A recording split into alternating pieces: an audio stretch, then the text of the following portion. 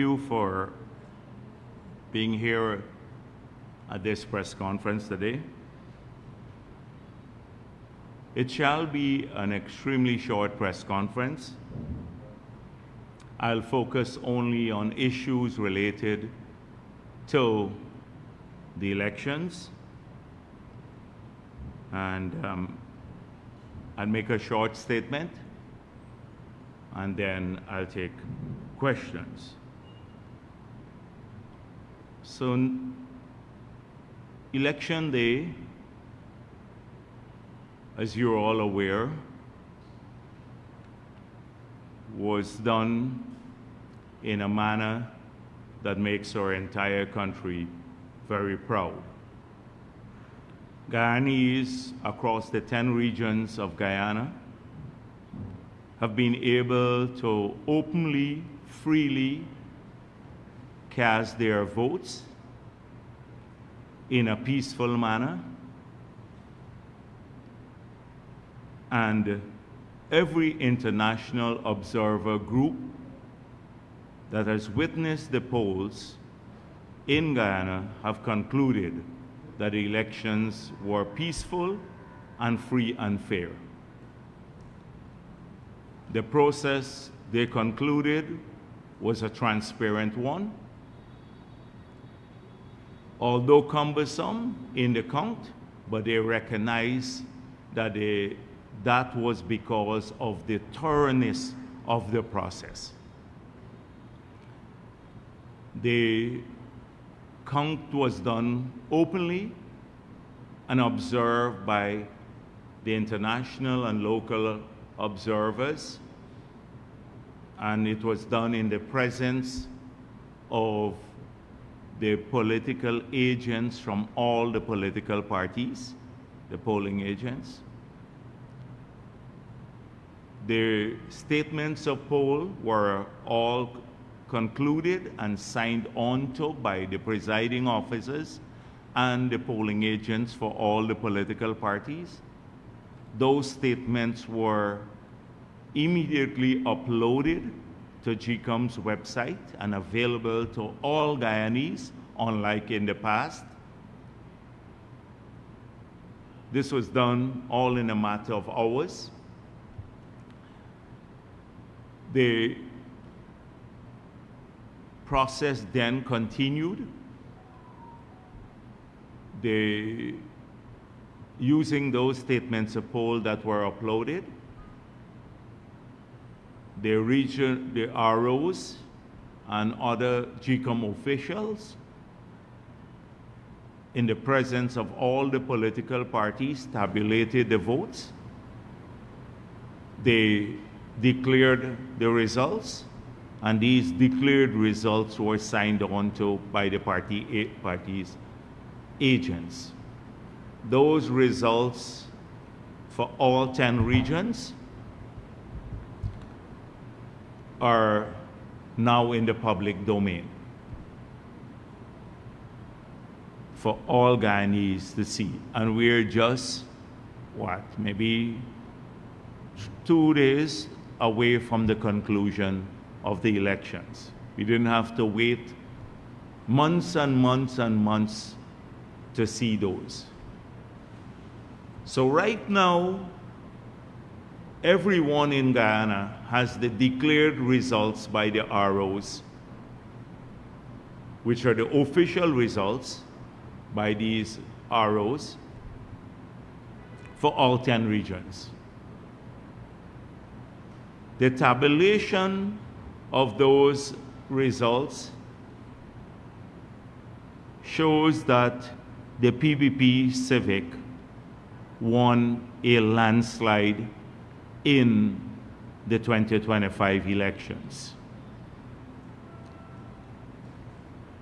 In 2020, the People's Progressive Party got 50.7% of the votes. The combined opposition got 49.3% of the votes. The difference was less than 1 percentage point. It was 0.3 of a percentage of a percent difference. Just 0.3.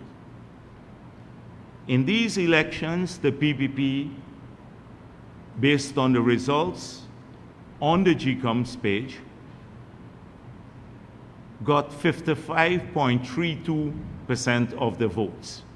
The combined opposition, 44.68% of the votes, a difference of 10.6% from considering in 2020 0.3%. And now in these elections, a difference between the PPP and the combined opposition of 10.6%. This is a landslide by any standard. A landslide, because that's how you look at it. The margin between the winning party and the others and their combined vote. And so this result is not closed by any standard in the world, and especially considering 2020. In 2020, the difference between the combined opposition and the PPP's vote, if we look at numbers now, not percentage, was 6,390 votes. We got 6,390 votes more than the combined opposition.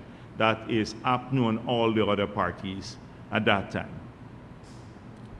In these elections, we got 46,513 votes more than the combined opposition.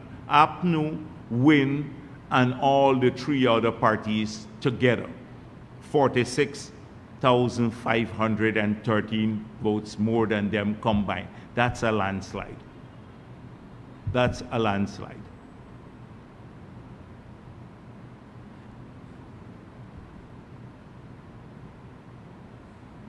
I'm going to come back to the results in a moment. I just wanted the country to understand this. So today, I wish to thank the supporters of the People's Progressive Party, Civic, who have come out in large numbers and supported our party. And the results that we have, these incredible results, are due to your support and your work. I want to particularly thank the grassroots workers of the party, the tens of thousands of workers who, without pay, carried the message of our party to the most remote corners of this country, to every community, to every group of persons, a positive message of a united Guyana, a prosperous Guyana, a party working for all of its people. They braved every condition.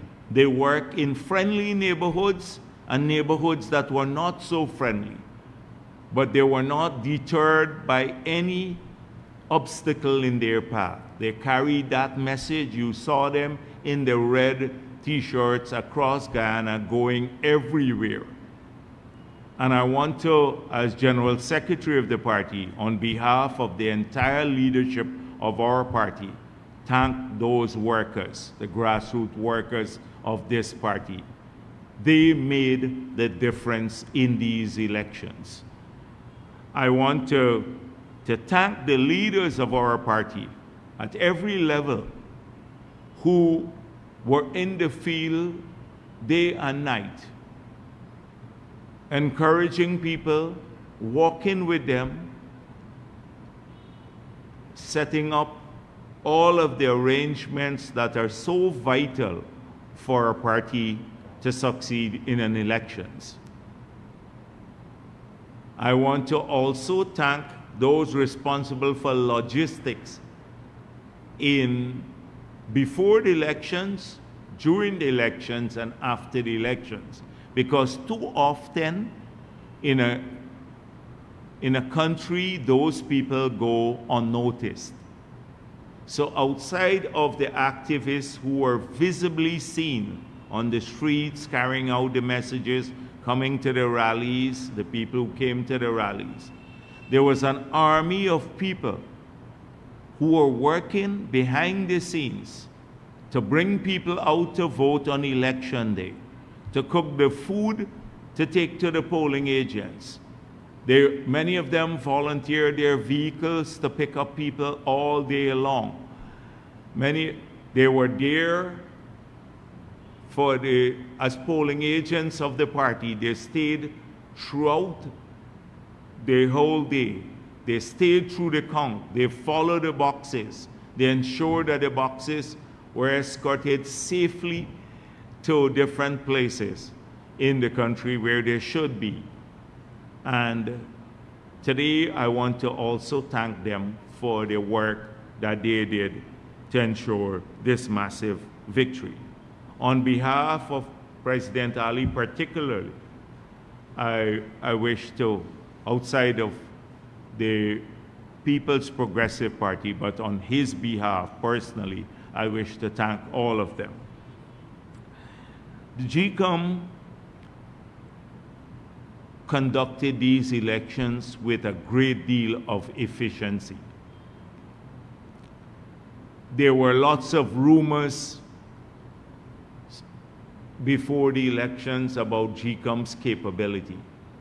Every international observer group spoke of the manner in which the elections were conducted, the quality of the staff, the helpfulness of the staff, the professionalism of the GCOM staff, their adherence to procedures to ensure the transparency of the vote. And we saw it, we witnessed it, and we should give appreciation to the leadership of GCOM, to the staff of GCOM, and to the thousands of people that they hired and trained to conduct these elections. The police force and the security forces of Guyana were also out there in major numbers, and they kept our country peaceful. They dealt with any attempt or the minor attempts to disrupt the poll in a very professional way. They were subjected to all sorts of provocations and rumors and lies throughout the course of the day, but their professionalism was very evident. And I want to thank them also for keeping our country safe on election day and allowing the voters of this country to freely and openly cast their ballots. And I urge them to continue to be vigilant against those who may want to be disruptive as we wind down the process, which would soon result in President Ali being sworn in for a second term. There would be an appropriate time, I want to say that to our activists,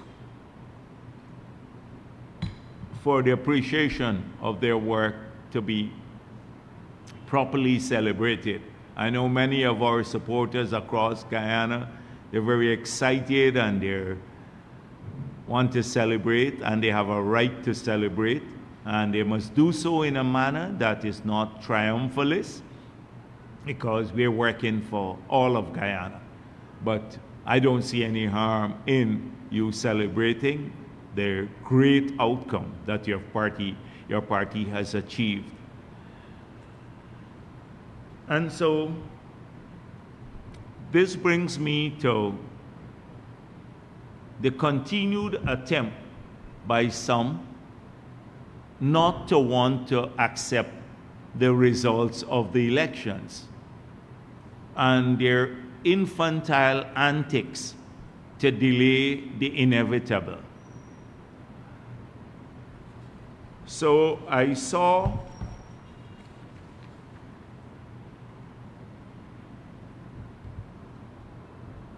the sheriff thing is collapsing all the time. I saw Mr. Aubrey Norton, who might as well now be maybe a former leader of the opposition. Let's see how it goes. But saying things like, instead of addressing seriously what took place in these elections, and I recall the first interview I gave before the statements of poll had even started coming in great numbers. And I said it will be a long, hard night for APNU because we knew what the outcome would have been. The signs were there. They refused to accept what was clear, what was evident to every other Guyanese. But like the proverbial ostrich, they stuck their heads in the sand and refused to deal with this situation. So this is what Mr. Norton had to say. We have seen in Region 4 something very implausible, that we'll drop from 120,000 plus votes to 40-something thousand. It never happened in any elections in the world. Well, that's not true. It happened in many elections in the world. But what were the facts around Region 4? What are the facts around Region 4? So, in 2020, APNU got 116,941 votes in Region 4. The People's Progressive Party got 80,920 votes. There was a difference of 36,021 votes between the two parties. They got 36,021 votes more than the PPP. In these elections, it's true that APNU dropped to 41,607 votes. But Win got 41,607 votes, and APNU dropped to 46,956 votes. It's true, but combined they had 88,563 votes. The PPP, on the other hand, increased its vote to 87,536 votes. We increased our votes by 6,000, which is not implausible in an election in Region 4. And they didn't drop from 116,000 to 40-something thousand. They dropped to 88,000 combined because Win took a significant part of APNU's votes. So this is utter nonsense. And it's a fact that we did not win Region 4. We did not win Region 4 because combined they had about 1,000 votes more than us in Region 4, APNU and Win. And then when you add the small parties, which had about 4,633 votes more, So in Region 4, the combined vote of all the political parties versus the PPP, they had just over 5,000 votes more than us in Region 4. That's the fact. However, it's a significant collapse. Even when you look at the combined votes, they got 23,685 votes less than in the last elections in Region 4. Even when you add APNU, WIN, and all the other parties, they got 26,685 votes. So a lot of those people stayed home or voted PPP in the region. In North Georgetown, we emerge as the largest political party. Now, North Georgetown is made up of Cummins Lodge, Sophia, Kitty, Campbellville, Alberton, Queenstown, Kingston, Central Georgetown. There are 7 constituencies of the 15 in the city that comprise North Georgetown. And we emerge in North Georgetown as the largest political party. When you add APNU and WIN together, they got 3,000 votes more than the PPP. But as a single party, we had the highest number of votes in these areas. We had 13,070 votes, and they had 16,162 votes in North Georgetown. So we emerge as a major player in North Georgetown. In fact, the biggest political party, bigger than WIN and bigger than APNU in North Georgetown. So what Norton was saying, making it seem as though the Region 4 votes were implausible. He never seen this before. It's utter nonsense. Also in Region 10, we moved from complete domination of the region to having lost the region, something we have never seen in this country. Well, we've seen this before in this country. So the PPP moved up in Region 10 from about 13% of the votes in the last elections to just under 20%, about 20% of the votes in these elections in Region 10. And then WIN took their support. WIN took their support. So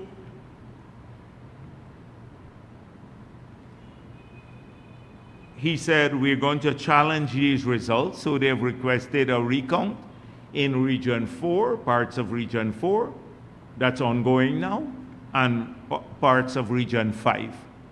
They've requested recounts. But that's, as we've seen already, that the numbers are not changing in the recount.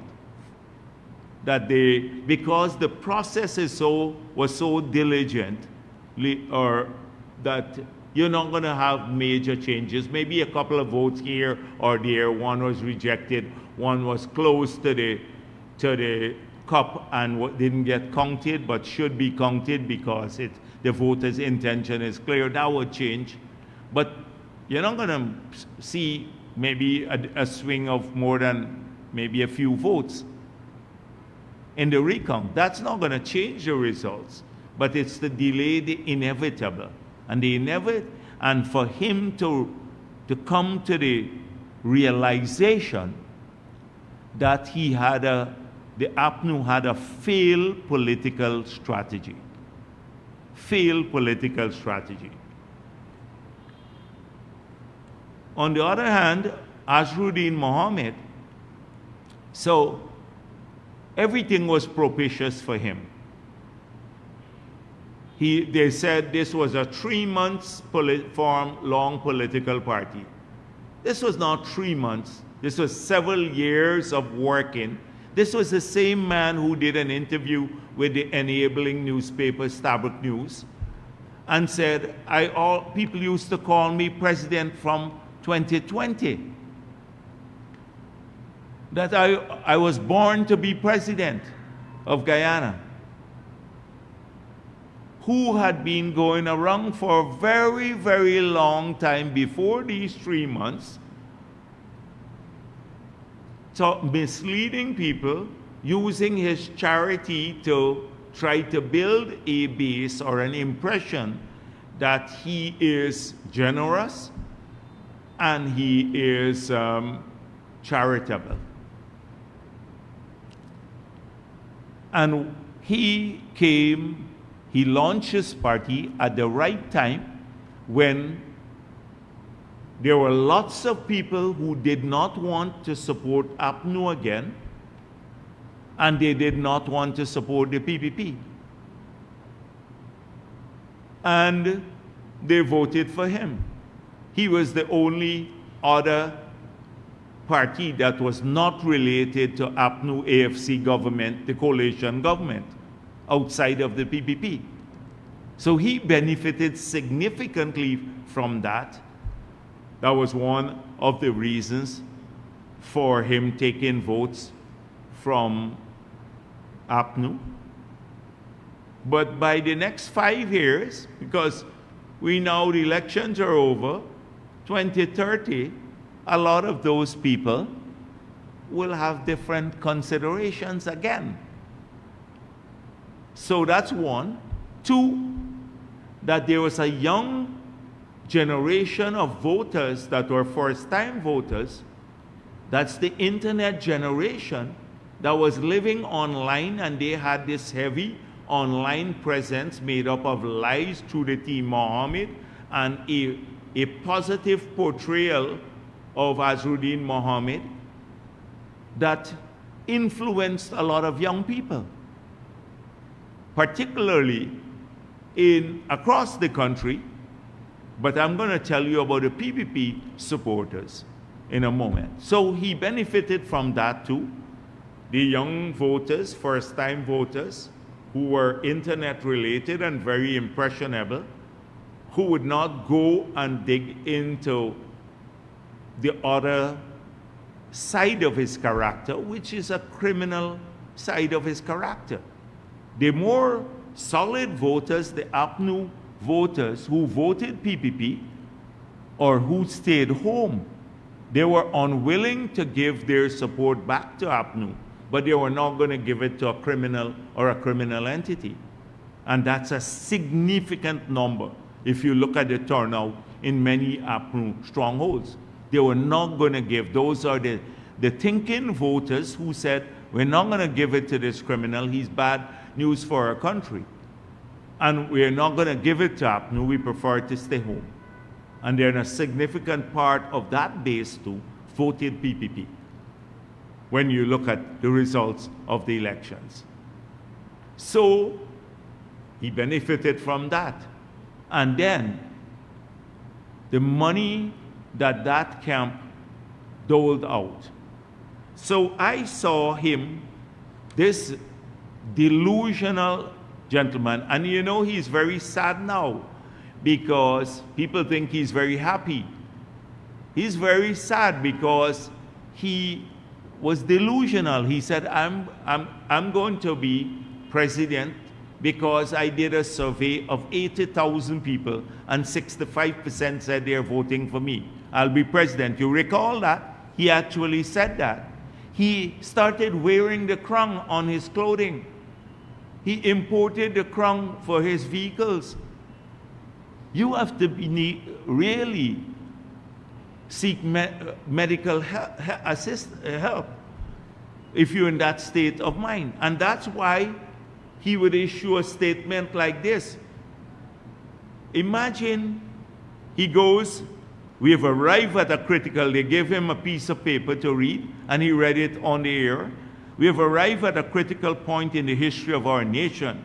Within the past few days, we have had numerous and credible reports of grave irregularities in the conduct of these 2025 elections. Reports of statements of poll going missing. I don't know which statement of poll has gone missing.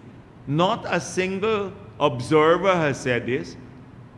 Not a single political party has said a statement of poll has gone missing, but he said that. tampering with ballot boxes. Not a single observer, and there are thousands of them in the country, has said anyone attempted to tamper with a ballot box. He then says the PPP government has been purchasing votes. Imagine this camp talking about purchasing votes. The Mohammed camp talking about vote purchasing. When up to the night of their rally in Georgetown, when the people went to collect their money from Doggy, and Doggy said, I'm still on the live here, because they're saying we don't want Compton cook-up. They don't want Compton's cook-up, and when we're going to collect the money. And he talks about vote purchasing. This is, and then he repeats what Norton said. Numerically and politically, it is impossible for the PPP to have won in Region 4. They're sharing, he and Apnu, he and Norton must be collaborating in talking the same nonsense. I just gave you the figures. In Region 4, the PP grew by 6,000 votes. It's not implausible to grow by 6,000 votes, especially since you had about 37,000 new voters on the list in Region 4. APNU and AFC vote combined and collapsed in Region 4 by about 20-something thousand less. So they even had tents set up along the east coast of Demerara. Now, every political party had tents set up to, you've seen it everywhere. There's a standard around the election. This guy is running crazy because, you know, he actually thought in his very limited capability to analyze things that he was going to be president. Only someone who is crazy or delusional would start wearing the crown, the presidential crown, even before the results have come in. And so, although he has made a big dent in APNU's support, he's still not satisfied with it. Because he's saying, out there protesting outside, G come now to swear him in as president. You have to be really stupid to be pushing that line now. And that is what we're going to have to deal with. So let me just go back to what was being said before.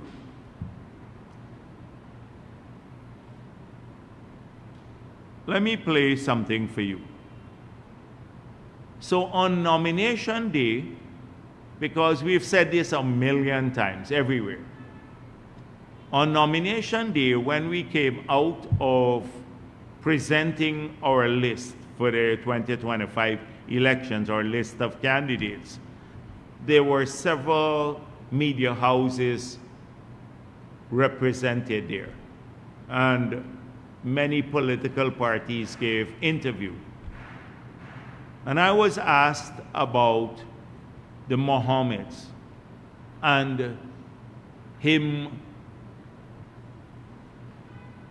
and the Mohammed damaging PPP's support, because that was the narrative spread by Stabrook News and many of the Travis Chases and Mosleys and every one of them, that he was going to, one, affect the PPP support and bring us into a minority government. Since then, they started with the minority government. And this is what I had to say. APNU has to worry more about the Mohammeds than the People's Progressive Party. And that's what I said there. APNU had to worry more about the Mohammeds than the People's Progressive Party. It was true. We saw the signs. We knew it. We did our polls, we did our focus groups, we saw where the impact of money and the lies were having the greatest resonance, and we saw it was affecting the APNU support. I'll continue playing this. So I said that it's harming them, it's backfiring them. I said the collaboration will harm them. No, they will not be hung parliament. Yeah, I was asked by Dennis Chabral, what about a hung parliament? And I said then there will be no hung parliament. Two things we spoke of since nomination day and long before nomination day.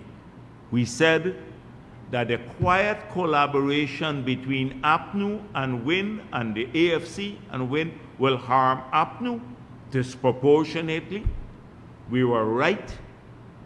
We saw it coming. They should have seen it coming. They persisted with this fallacy that somehow he would dent the PPP support and cause us to be a minority government.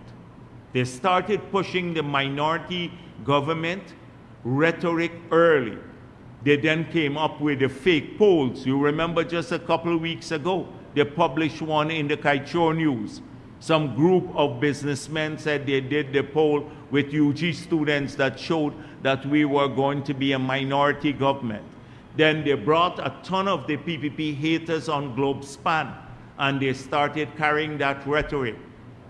The Nigel Hughes and the others weighed in. All of the trolls on the APNU side weighed in. The Starbuck News was the chief cheerleader of this, elevating the Mohammeds all the time, ignoring all of his criminality, pushing him because they were hoping that he will damage the PPP support and that we will become a minority government. Well, you've seen the results. Landslide. We're now over 10 percentage point difference between the opposition and us, and in 2020 it was less than 1%. And we're now going into the parliament with a stronger parliamentary majority. With a stronger parliamentary majority. And so we recognize all of this. Before, we knew that they were going to collaborate. The media in Guyana, there are elements of the media, and that's why when the EU talks about independent media, I hope they don't mention Starbuck News or Melly Mel, like, because they were meeting with them all the time, and these extremists. And oh, I saw in the EU thing that government officials were harassing the independent media. I don't know where that came from. They mentioned that in the EU report. It was all a fallacy. They were all working. There were many people in the media who were working for the Mohammeds, collecting money from them. Some reporters too. Reporters were working. And guess who? They thought they were harming the PPP. Because many of them are PPP haters. They were working there. Look what they did. It's APNU. APNU suffered the consequences. We're back in government with a bigger majority. With a bigger majority than before. And by 2030, it will be even bigger. By 2030, it will be even bigger. And so it would be interesting to look at the so-called reporters now in the independent media, how they covered up all of the criminalities of the Mohammeds. All of their criminality. They allowed mediocrity to pass off as politics or erudition. They allowed what people should be. No candidate in the world would have had, with this sort of baggage, should have even been, or at least should have been interrogated by the media. They gave him a free pass. thinking that they were harming the PPP. That is the only thing that united all of them, the haters. Even now, every media, every international media outfit has said several things. The EU, even though they spoke about resources, they say this everywhere, the state might be abusing resources. They had the following things to say. For example, Dennis Chabrol asked about voters impersonation. And this is what they said. Vanya, who is the deputy, Angulova, said, during our observation, we haven't seen any or heard about cases of impersonation of voters during the voting process. Clear. No voters impersonation. 2, Dennis Chabrol asked, what about multiple voting? No multiple voting. The Carter Center made it clear. No evidence of a party's voters list. But we should remove the dead people on the list, they said, through a process, which we've always supported. No evidence of a padded voters list. Everyone concluded, including the EU, that overall the 2025 general and regional elections in Guyana were peaceful, inclusive, and efficiently organized, offering citizens meaningful choices. That was the conclusion from the EU report. This is what observer groups have to do. They come here to see if the elections were free and fair. They all concluded elections were free and fair. And guess what? The still enabling group, the enabling class from who enabled Mohammed, complicit with him, are back at it again. So, if you look at the statement by the GHRA signed on to by APA and the TUC and everyone, they now said that, that the Bangladeshis were here in large numbers and no observer group must do their report without speaking about these Bangladeshis. They're trying to get in an observer group report that foreigners voted in our elections. The people just dismiss them because they see through who these people are. They now come out, oh, the Bangladeshis voted here. Some bullshit they talk about all the time. These useless people from the GHRA and the Red Threads and the APA and TUC again. The same group that they were praying for the PPP to be a minority government. And they get enabled by the Starbuck News. Now they put out a report. And no observer report will be complete without this in it. They're telling what the observers must say. And when asked about it, Jason Carter made it clear. Since 1966 Constitution, Commonwealth citizens can vote in Guyana. Since the 1966 Constitution, that never got changed. Since 1966 it was there. In the 1980 Constitution it was there, and with all the constitutional changes. And how come they don't complain about anyone else, Trinidadians who are here, who also can vote after a year in Guyana, because that's part of our constitution, or Jamaicans, or anyone else, or Nigerians who voted in large numbers in the last elections, who are here as Commonwealth citizens, or Ghanaians. How come it's only Bangladeshi? It's racist also, making it look, oh, they voted for PPP. What if Mohammed paid them to vote? So it's pure nonsense. This is what they will come up with.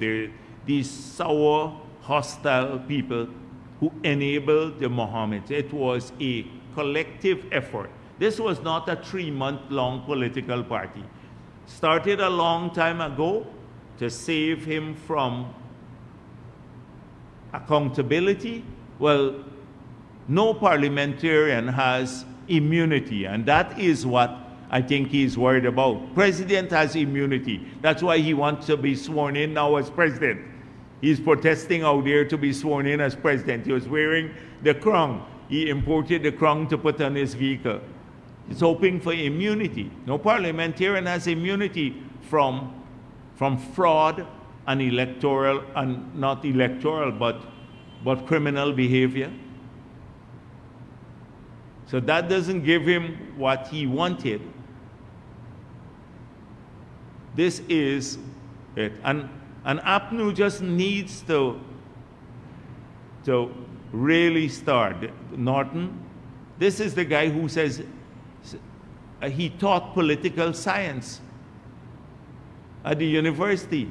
He was teaching political science and he didn't understand the first basic thing is to make sure that you don't enable someone to cannibalize your support through a series of lies.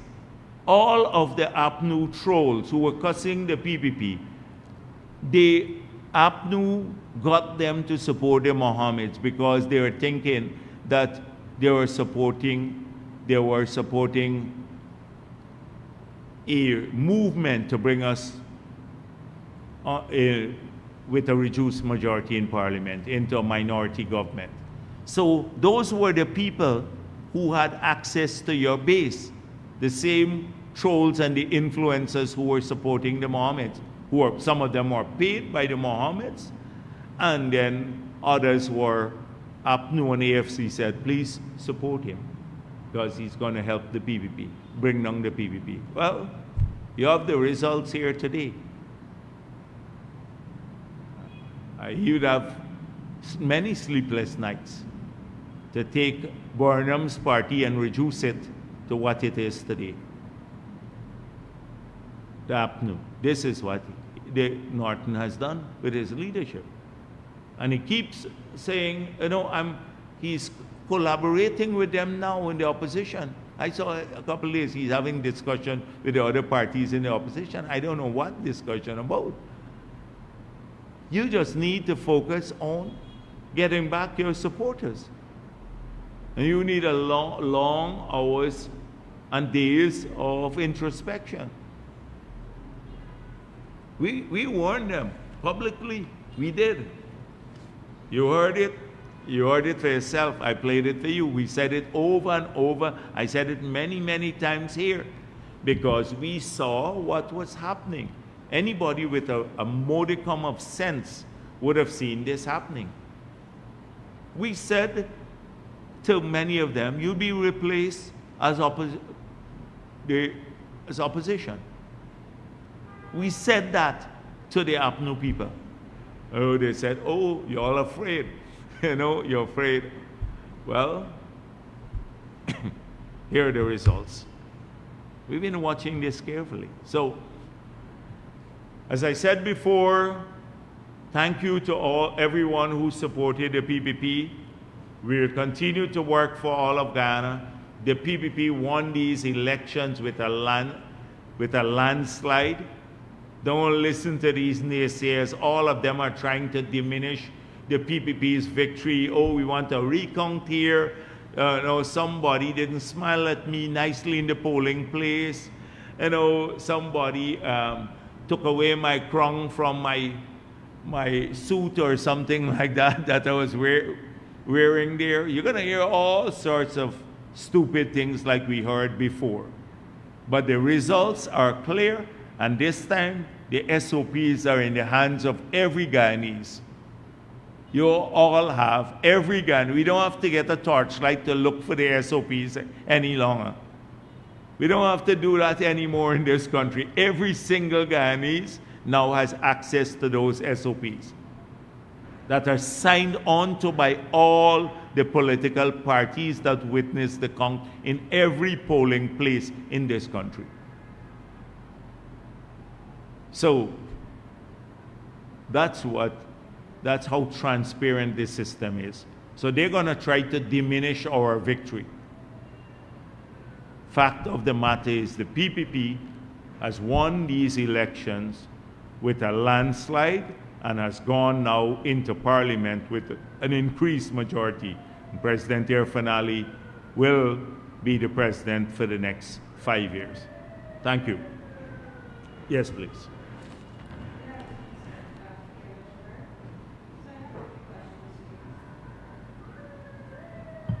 And Kiana Wilberg, I have a few questions for you. Given the PPP's success in the Region 4 district, what aspect of your political strategy do you think resonated well with the 7,000 extra voters that you secured to gain the edge in this particular district? So let me tell you, in many parts of the country,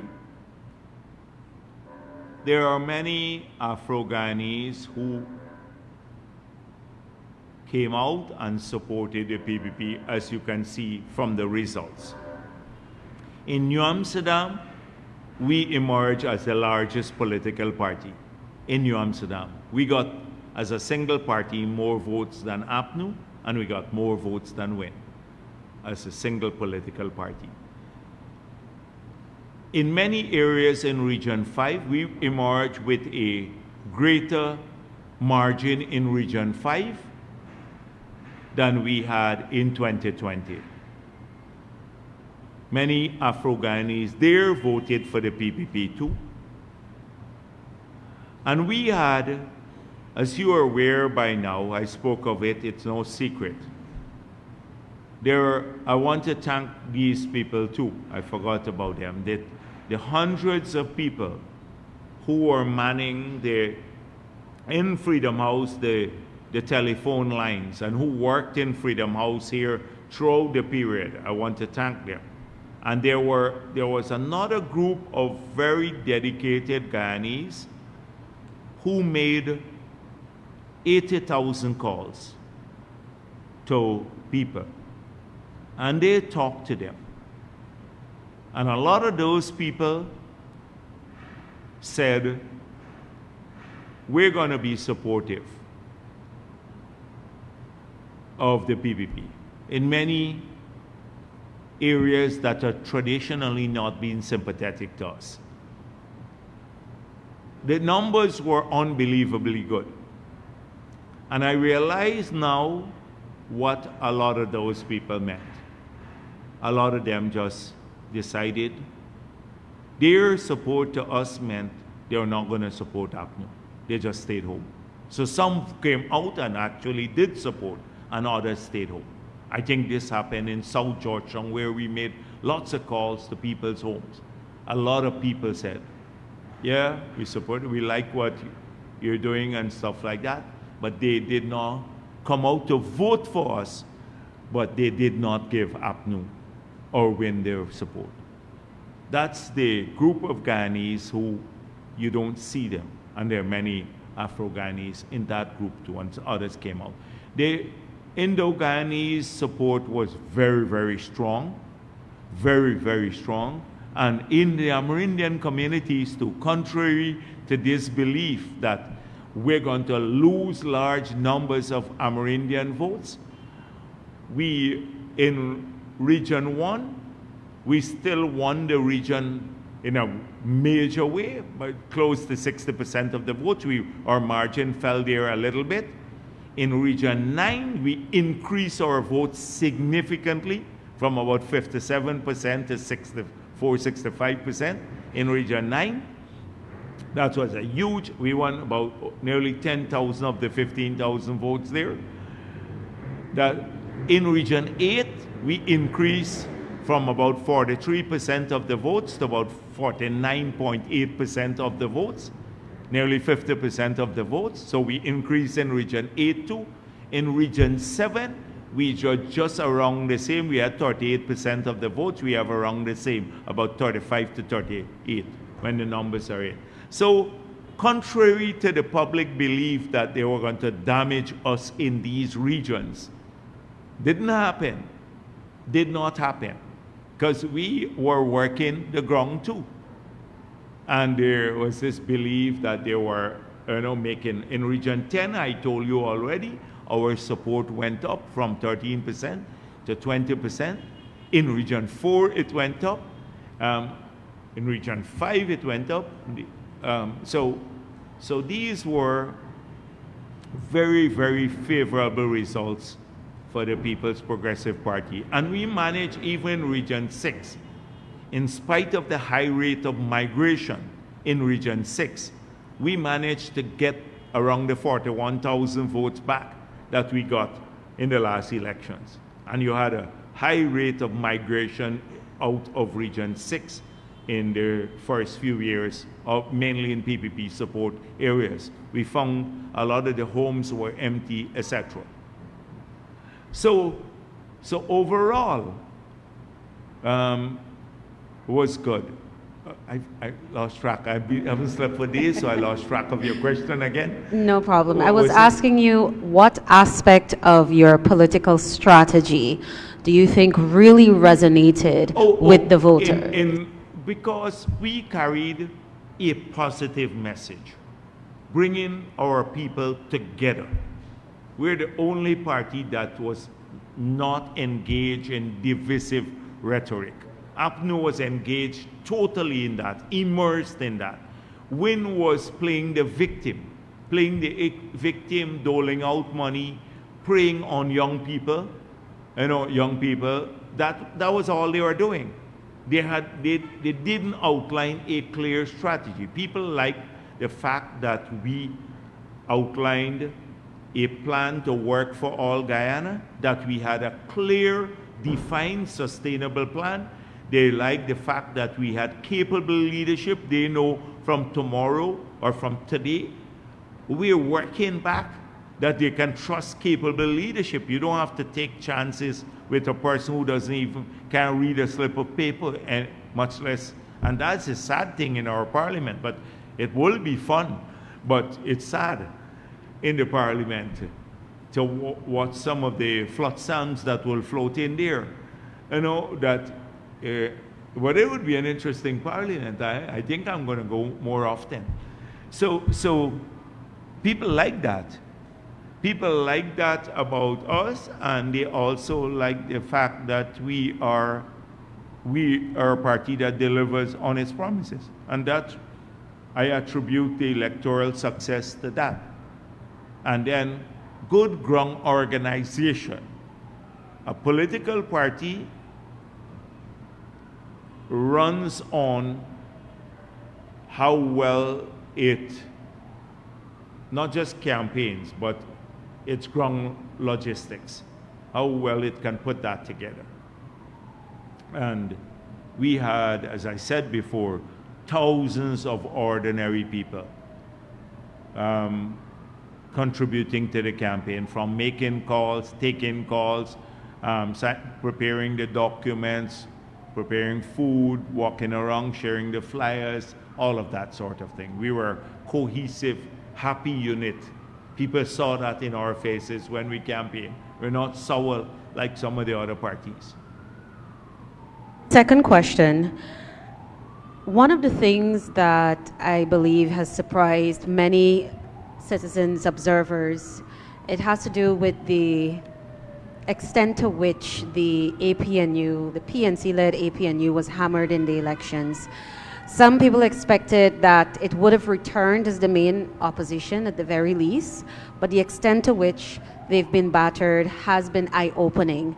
I want to hear from you if you believe that this is perhaps the PNC's worst performance in its history, one. Two, do you think that they can make a comeback from this, maybe by 2030? And thirdly, based on the electorate's response to AFC, they wouldn't have any presence in Parliament anymore. Your thoughts on their perceived fall from grace? The AFC, we said it before, they lost their way a long time back. And I don't want today to be too harsh on them.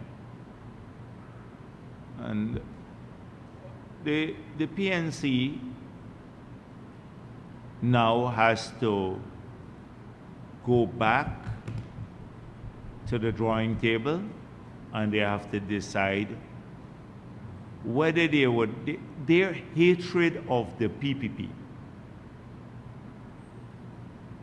caused them to stop thinking. When a political party allows your hatred of the other to dominate your tactics and your strategy, political strategy, you will fail. You have to look at things dispassionately in politics. And they put all their eggs in one basket, the collaboration with Mohammed's basket, to bring down the PPP because of their hatred for the PPP.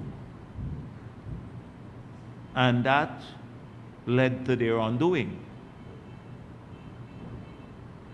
And so when they think about rebuilding, they have to think about how they tackle that variable and how they're going to relate now to that political party. Not so much the PPP. They can continue hating us. They will continue hating us. But there was room always for collaboration on national issues with APNU historically, because we tended to have a more patriotic position. We always saw the territorial integrity and sovereignty of our country as inviolable. And I think we had a common understanding on that. I'm not so sure about the Win Party. They're transactional. The link with Maduro is still not fully explored. They refused to answer why the father went into the embassy up to now, and they got away with it. So APNU has to do its own homework. I'm not going to tell them what to do. They need to know what to do themselves. And what we knew they were going to become the third force in parliament. We said this to many of their leaders. Because, in the banter and everything else, and actually, we have records of people texting them saying, you will be. And so we saw it coming. We saw it coming, what took place. There was no surprise on election night, because even before, as I said, beginning, the statements of poll had not come in as yet in large numbers, and I said, tonight will be a tough night for APNU. And it was a tough night for them. So we saw this happening entirely. It didn't catch us by surprise. They now, in a way I feel sorry for them, but if their hatred of the PPP clouded good sense.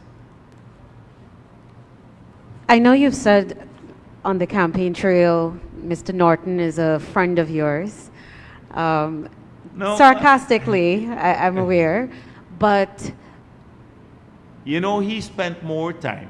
In politics you have banter. You always have banter. So how many times I said, Norton, my dear friend and stuff. It's political banter. He spent more of his time talking about that that he's not Jagdeo's friend and focusing on securing his base. So my question, I know you've said, two final questions for me. I know you've said on the campaign trail sarcastically that Mr. Norton is your friend, but within the political landscape, when you observe the results, the trashing, if you want to call it that, do you feel sympathetic at all for I just said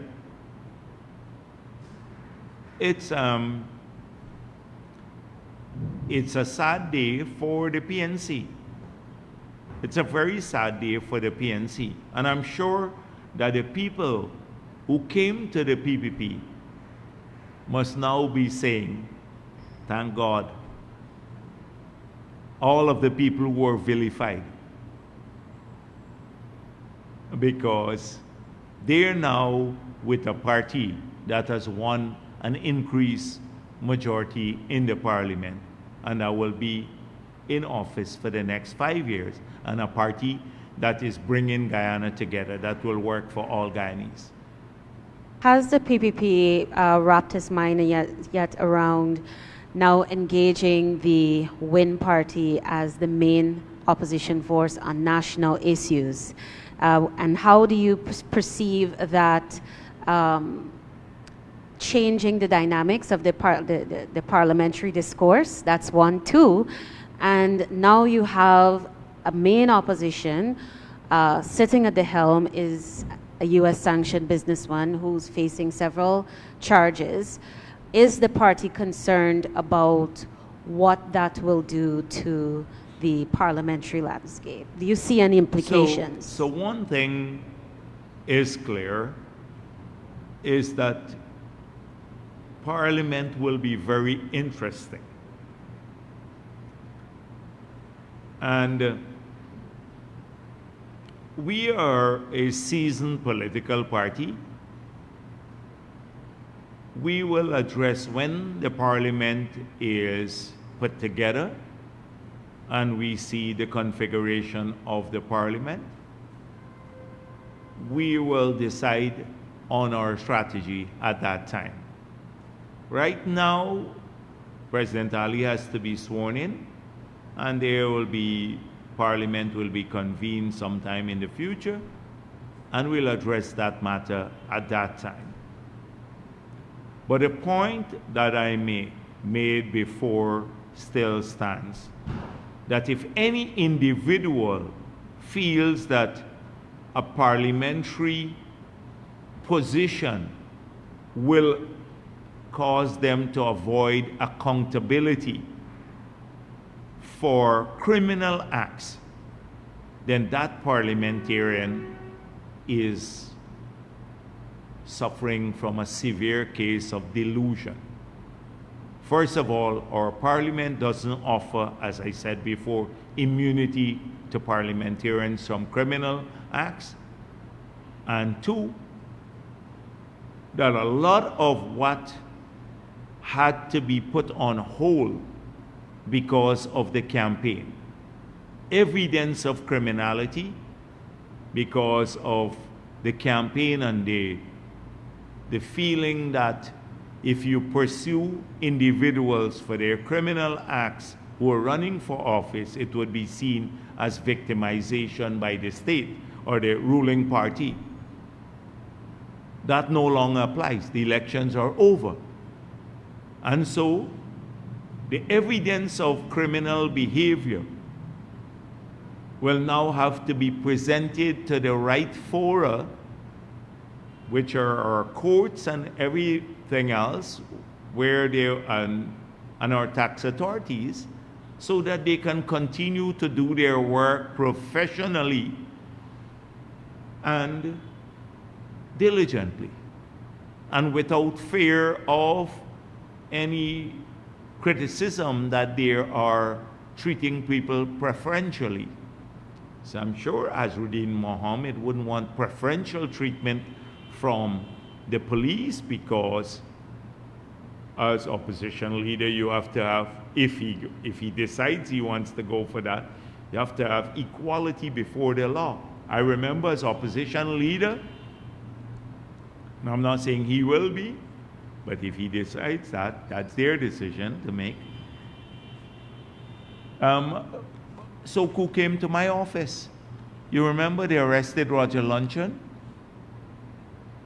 Doesn't mean that you remember in my office, I had to go to Soku as opposition leader to face some frivolous thing that APNU had come up with.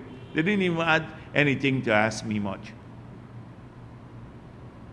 when I went in there. So I'm hoping he's not looking for preferential treatment, because nobody should have preferential treatment before the law. So, but those are early days. These are early days, yet. These are early days. There will be, in the future, many, many things that we'd have to get back to. Dr. Jagdeo, Michael Rodriguez for Daybreak News. So far, requests have been made by opposition parties for recounts in 2 to 3 regions, covering about 391 boxes. That started this morning at about 7:30. So far, only 66 boxes have been completed, and some 25 being looked at presently. Are you satisfied with the process presently? And at that rate, what time do you think the completion of the recount can be? And at what time can Guyanese expect the much needed swearing in of, and much expected swearing in of Mohamed Irfan Ali, after which the celebrations will commence? Well, I think by now, every Guyanese knows the results of the elections. They know that the request by APNU to recount the ballot boxes in region, on the East Coast and parts of Region 5, is just another attempt to delay the inevitable. This process, I anticipate, will be completed in maybe a day or two. They'll work through the night at that pace that they're going. They started this morning. They're completed like 60 something already, and by maybe tomorrow evening or so, they should be completed, the process. And then thereafter, all it takes is to declare the results. The results are already known to every person. They all have the declarations by each RO for all the regions. So I think by now Guyanese are aware that you just have to allow the process to be completed. They requested, when people request a recount, they have to do it by a certain time. The right person has to do it. And it is almost, if they do it by a certain time and the right person does it, it's automatic. You have to give the recount. That's part of our electoral process. You can't hurry this up. You can't stop people from getting a recount once they comply with the law. And the law says by noon of the following day after the declaration, you have a right to request a recount. And you have to do it, a particular individual has to do it though, the counting agent of a political party. So once you comply with that, you get the recount. It's part of our process. We're not going to attempt to rush anything through there. They should do it diligently, the recount, because we don't believe it will change the results one bit. And after that, the declaration would be made and President Ali would be sworn in. You, Guyanese, yourself, have been through this 5 months in 2020. With the most, to date, the most transparent elections in the history of Guyana, we are recounting. Do you foresee any other impediment being created after this recount?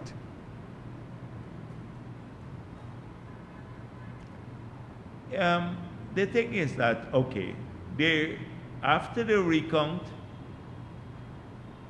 they can decide they want to go to the court, but I don't see that as a viable option for them to. It's not like 2020 when we had the injunction to stop Mingo from declaring the results, because the process is being followed now. We got that injunction because Mingo was not following the law.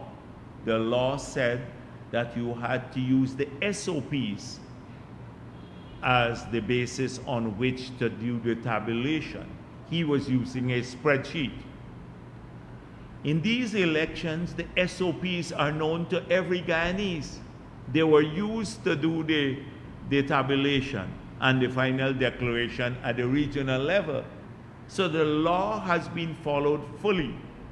The law as it relates to recount is being followed fully.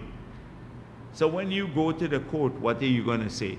I heard somebody told me that, what did Mohammed said? A statement of poll went missing. He said that in his speech that he was reading off the teleprompter that they gave him, you know, reports of statements of polls going missing. You can't carry the rumor to the judge. The judge would put, anyhow, I don't want to say what. It'll just send you packing. You can't say, oh, they're tampering with ballot boxes. That's what he said. You think you can go seriously before a judge and say that now, especially given what every Guyanese has known?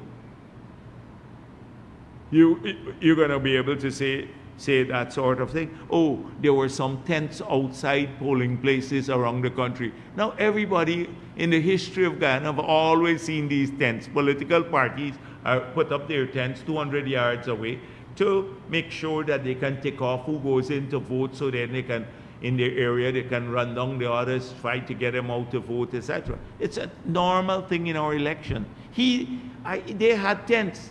I saw many of their tents, the blue tents around the place. And he goes to complain now about these tents. You think you can say that? Or like what Norton said, it's implausible. It's implausible that we could lose so many votes. You can say that to a judge. The judge would say, why don't go and talk to your supporters? What kind of... So they can attempt anything. They just can attempt. They're trying to mar the results of one of the cleanest elections we've had, where the PPP has won a landslide. They're trying to mar it, and they have their enablers. Oh, Bangladeshis voted, so the Starbuck News and the others, the AP and the usual haters, PPP haters, would roll out with that. And then they're coming up with statements of poll going missing. It's all a game now. They recognize that their plan did not work.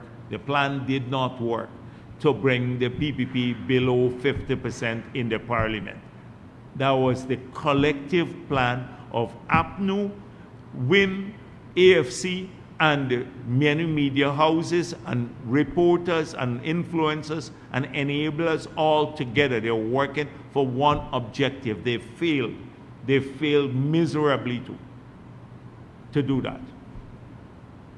Jagdeo, there has never been, again in the history of Guyana, a politician such as Azadine Mohammed entering into parliament. And let me give you a breakdown of this. No matter what has happened as it relates to politicians who entered into parliament, there were unrest in this country, there were prison breaks in this country, there were murders of politicians in this country, and yet there was never a day in this history of this country in politics that politicians have been accused of being murderers has ever been sanctioned, given who Azzuddin Mohammed is, are you worried as it relates to his ability to create unrest, his criminal background? Since politicians have done so much more worse. Now this is a certifiable criminal, person accused of killing people. Are you worried? I'm not worried. As I said before, we've had to deal with situations that were very different and much more volatile and much more dangerous for our country. And we're not going to allow anyone to disrupt the lives of our people. You have tens of thousands of people out there, in fact, hundreds of thousands of people who have to go out now every day to earn a living. They need a peaceful Guyana to have that happen. Need to take their children to school. They want a peaceful Guyana.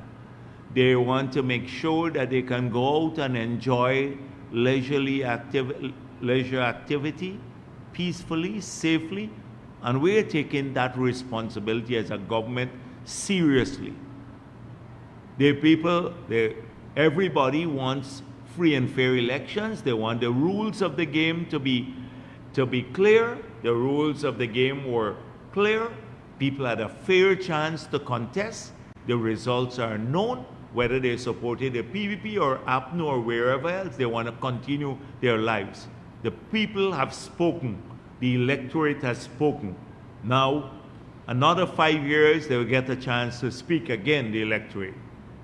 Our citizens want to continue with their lives. Azzuddin Mohammed will not be allowed to disrupt the lives of our people if he has such an intention. If he has such an intention.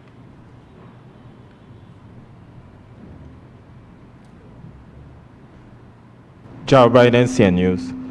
Now that the PUP has claimed a historic victory in Region 4, what can persons in this region expect in terms of development at the local level? I didn't claim a historic victory. No, the PPP. Oh, no, we have not claimed. I just gave you the numbers. I just gave you the numbers here. We did not. Now that the PUP has won a historic some victory. individuals in the PPP may have made posts, etc. You have to be careful. Like many times I said, when Amir was speaking about the PPP, people said, oh, the PPP telling him to say this. People speak as individuals. When you heard me as General Secretary of the party speak about Region 4 and the results, I speak for the party. There are lots of individuals who may make posts. They're excited about the narrowness, how we have done well in Region 4. We've done extraordinarily well. But that's a different matter than claiming victory in Region 4. I said, even when I was, I spoke first about the trend in Region 4, I always left room for that possibility because I was saying we were close to APNU and WIN combined, but you still had the small parties that made a difference. When you add their votes, then you can claim victory. It means you're the biggest party in Region 4. If that's what you meant, the biggest, but okay, I can understand what you mean. By far, we are the biggest political party in Region 4. We got 80-something thousand votes. APNU got 46,000 votes, I think, and WIN got 41,000 votes. So by far, we're the biggest political party in Region 4. By far. You know, so yes. So now I answer your question on that. What the people of Region 4 can expect because we're the biggest political party. Well, we're the biggest political party in the country too. Right? So all the people of Guyana can expect the continuation of us working in their benefit for their children, for them and their families. They can expect that from us. The hard work, to bring our country together, to make sure that more people have jobs, better paying jobs, they have help with their children. All of our promises still hold true with the housing, getting them better housing, a lot of those things, lower taxation, that we mentioned on the campaign trail. We intend to fulfill our promises for all the people of Guyana. Some of the administration's priorities after swearing in, immediate getting back priorities. to work. You see, they changed at the backdrop. I had the backdrop, all those promises that we made. But yes, those are the things. See our manifesto. Those are our priorities to get them going. Everything we have to start planning. For example, we promised a development bank. So we have to start from scratch now to now put together this development bank. We have to put the money in the bank. We'd said about $200 million US. You'd have to raise the money, put it in the bank. We then have to establish the procedures to access the zero interest rate loans for small business. So that requires work. You have to start from tomorrow to start getting that work done. Similarly, there are many other things. The Berbice Bridge, we said we will get that done too. We have to now go through. I think the bids had already come in. We put a hold on any award of the bids. I don't know if they're still valid or do we have to update the validity of the bids. But then that project has to be awarded. That's something we promised. We promised to start looking at concrete drains in people's communities. We have to start thinking about how we get this done. You're going to have a lot of disruption maybe, because when you're working in the communities, if you have to break a person's bridge to now go, you have to fix it back. Because if you want a continuous concrete drain, and the bridges, some people solid cast their bridge. So you have a gutter here and then the water can't flow. A lot of those small things that may sound small, but that's what governments do, get to work. And we've been at it a lot. There's no time to rest. A lot of people have been trying to see us before the elections. I have to see them like a long list next week. That kind of thing. We're not gonna stop working. That is what it requires for government. And so many other things. We only receive 4,000 of the 96,000 the 100,000 lights we purchased. That means 96,000 street lights will be received shortly before the end of the year or early next year, and we have to start implementing them. That's what I mean by getting back to work immediately, because people want their street lights. How do we get the 4,000 cameras up and in place within the next 2-3 years in all the communities, etc., for greater security? These are important things. Circling back to the observers, one of their preliminary recommendations had been setting up independent fact-checking mechanism to combat disinformation and so on. What are your thoughts on this, and what are your thoughts about the impact disinformation in general may have played on the elections? Yeah, but a lot of those, so I don't know which group said that, but if you go in any part of the world, in the United States of America, it's the most robust, one of the most robust democracies around the world, and you had a ton of fake news. You listen to President Trump, fake news. He talks about fake news all the time. They could have, which organization they have in the US, the government set up to fact check fake news? None. The media houses themselves should be fact checking fake news. So sometimes CNN and the others do that. But then here the media houses themselves are the source of fake news a lot of times. The media houses. If you look at a Travis Chase post, he gets sued. And when you sue them, they then complain, oh, it's harassing journalists. So you tell me in the US which government agency they have to fact check fake news. As in the EU, they may have an agency who pays attention to them. You think in the EU they don't have fake news? Every day their campaigns are run on the basis of fake news. They reverse the outcome of elections in, I think it was Romania, on the basis of the claim that fake news. And then the US had to complain about it. Now fake news, that Russian disinformation. And look at the outcome. They're now cited around the world for EU interference in elections. Look at Vance, the Vice President Vance's speech that he made just after they took office to the European Union. So you come into these countries and recommending things that don't work anywhere else in the world. It's just, for me, it's not, I just see them in the reports and they mean very little to me. The key thing is the free and fair elections. That's what observers are supposed to come here and do.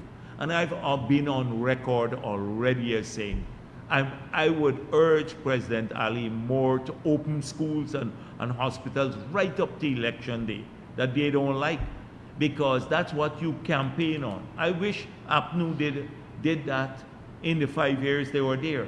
That President Granger, instead of doing, going around and talking a lot of nonsense, were busy opening up hospitals and schools up to the last day before the 2020 elections. You know what they were trying to do?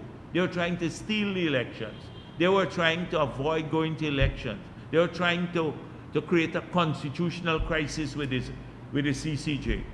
They were spending $419.5 billion without parliamentary approval.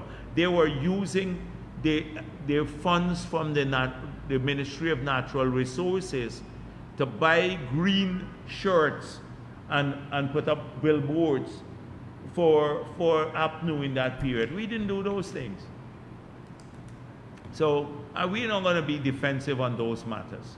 We made it clear. The observers came here, they found there were key findings. No credibility to their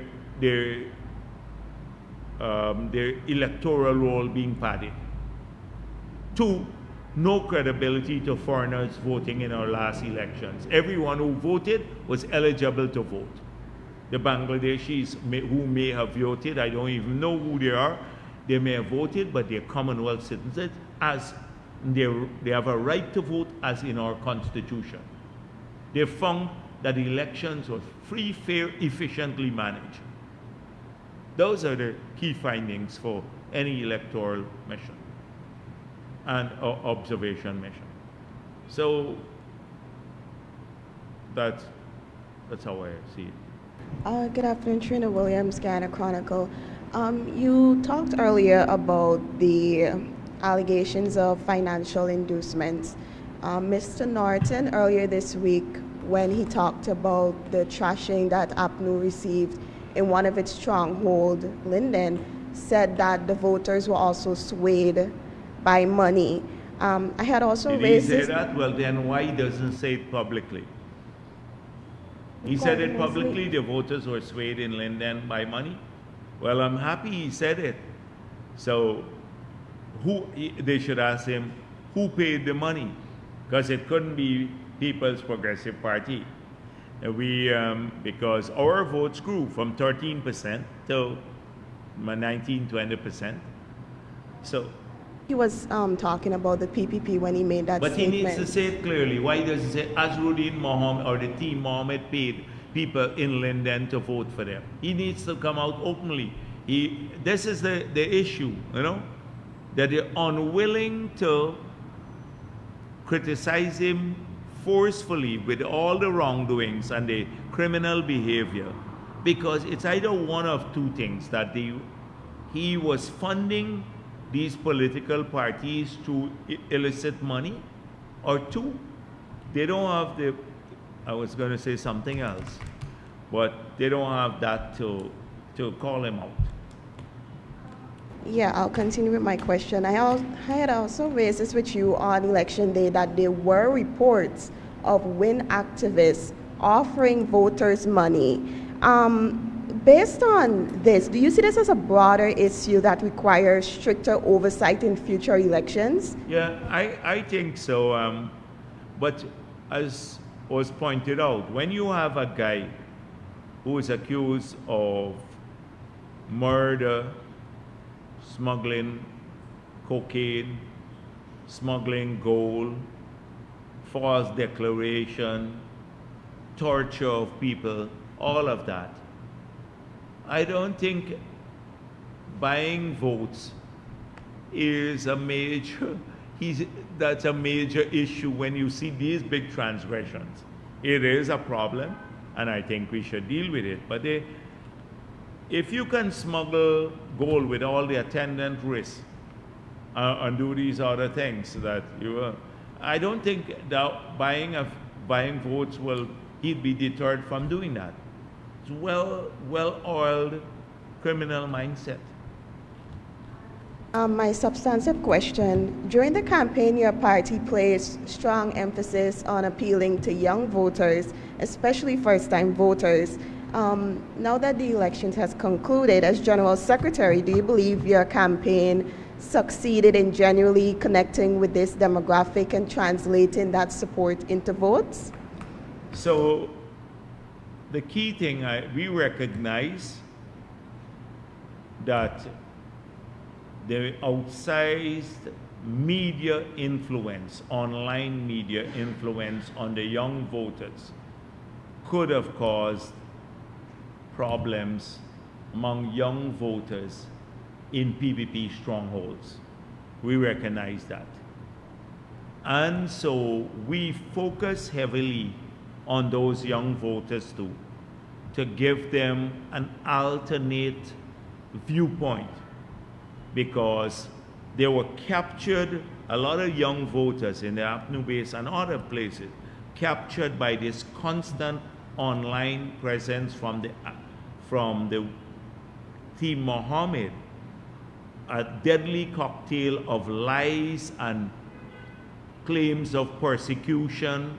And then they had it was so prolific because the Apnu people were propagating it too, that you had to give people, young voters, a different view.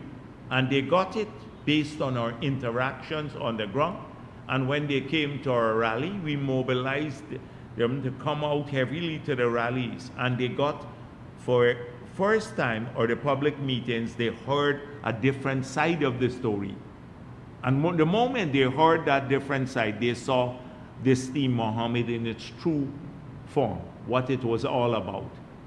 And so, if you look at our crowds, we made a serious effort to get the young voters out, and they came out in the crowd. Large numbers of them were there, and they listened, and they then, that's why at some point in time, if you look at the people who were commenting on the WIN page, the PPP voters just moved away, because they saw the true nature of this person.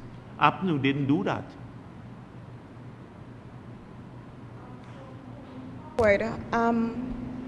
How does your party plan to continue engaging young people, especially in the faces, what you just mentioned, these social media optics and lies?